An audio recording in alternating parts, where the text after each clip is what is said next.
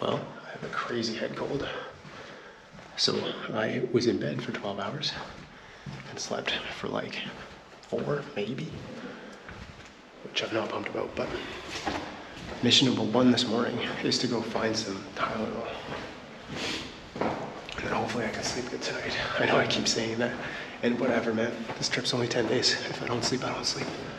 But that's the goal. Get some meds, get some sleep tonight. Okay, well, Tylenol is not sold at the grocery store here. It's sold at the pharmacy. So I have to go to a separate place to go to the pharmacy. Which seems a little crazy, but that's okay. Alright, I got the goodie postal. The person was very helpful. It's like kind of weird because I come in and there's like NyQuil and I'm like, I just want that.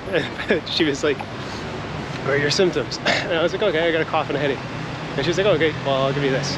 So it's kind of weird, man. Like, you know, you're in Canada, you go do that yourself. Like, it's so weird, but that was neat. Interesting experience. So many interesting experiences when I travel. Check this out. They have like sharing stations where there's like public bikes and scooters. That's such a good idea. Like in Saskatoon, we have the scooters, but there's not really a place to park them. So that's just a really neat idea. So Dusseldorf, hands down, the most confusing place I've ever walked around. Like the streets aren't at 90 degrees, they're all in like weird angles. And so you could take a left and you thought it was like the right left, but it was like too sharp of a left because there's like 4 lefts at an intersection. It's a confusing place. Anyway, I'm on my way to my tour for today. It's a 2-hour walking tour, and then if I can figure out the transport system, there's a park I want to go to across town. So, but I'm really just open to what's on this tour and kind of see what they say, see what I should check out. On my way to the meetup point, check out this trail that goes along this kind of artificial river here. That is so beautiful. And fall is like the perfect time for this. Look how orange it all is. Life is just so beautiful. So here is the bank, and its mural. It's so easy to make money. It's as easy as going to the bathroom. He's gone. Everything.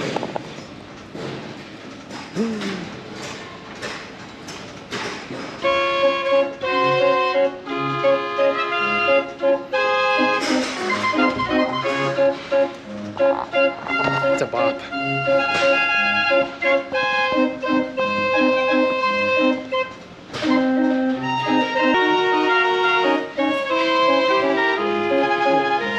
This is so cool, he's animatronic.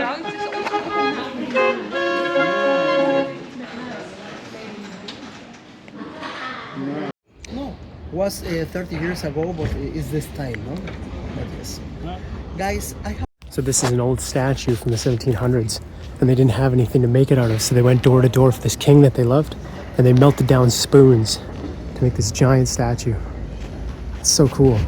This is the Crooked Church in Dusseldorf. The rumor is that the devil came and tried to grab it, and it twisted the spire on it. Very, very cool. Look how cool it is. Look at these crazy looking trees. It looks so like mythical. So this statue is between the battle between Dusseldorf and the Church of Cologne. So the church moved in, and then Dusseldorf was like, hey, what are you doing here? And so they rebelled, and there is the church tendering its surrender. It's the noon bells of the church. It's so beautiful. Dusseldorf is the birthplace of Felix Mendelssohn.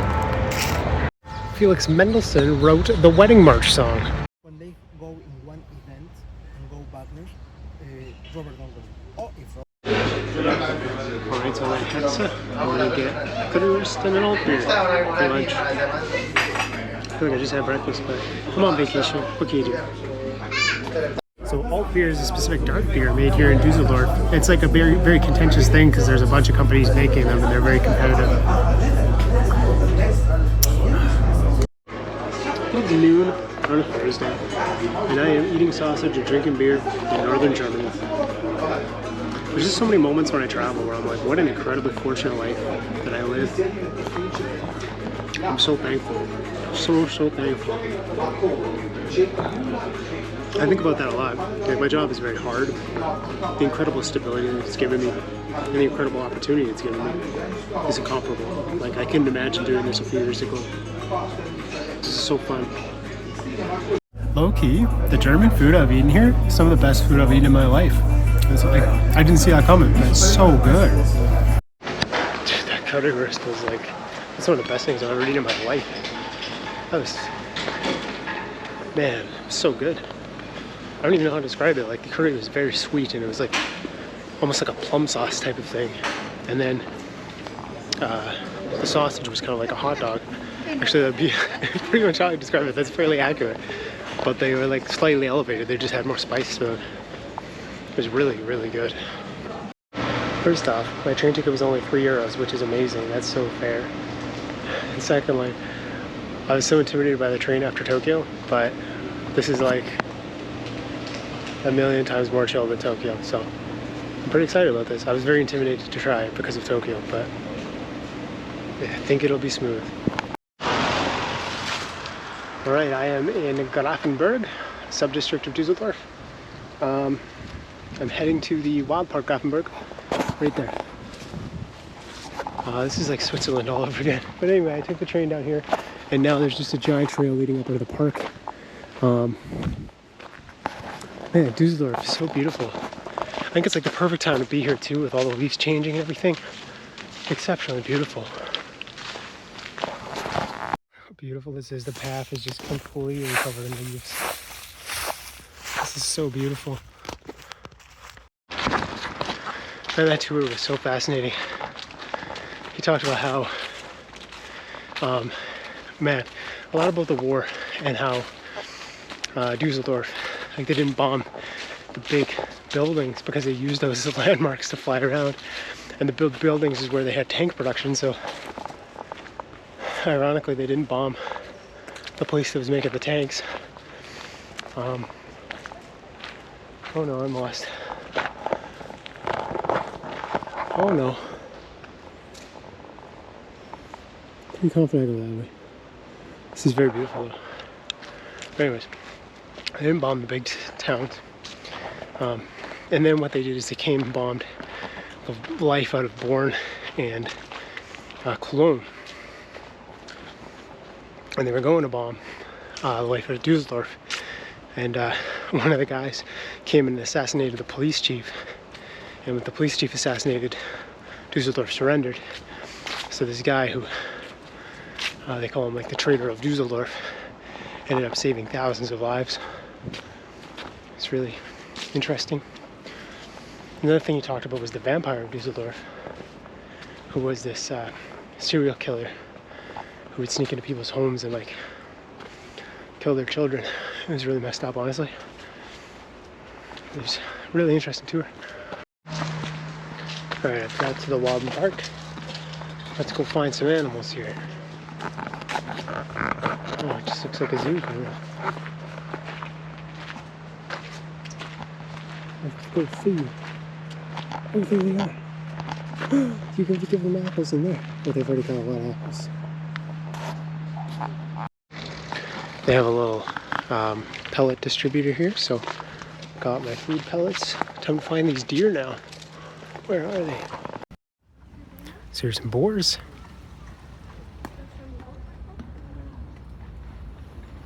The deer are running in the park. This is so wild. You're not allowed to leave the path, so I have to wait here until these deer come eat their food from me.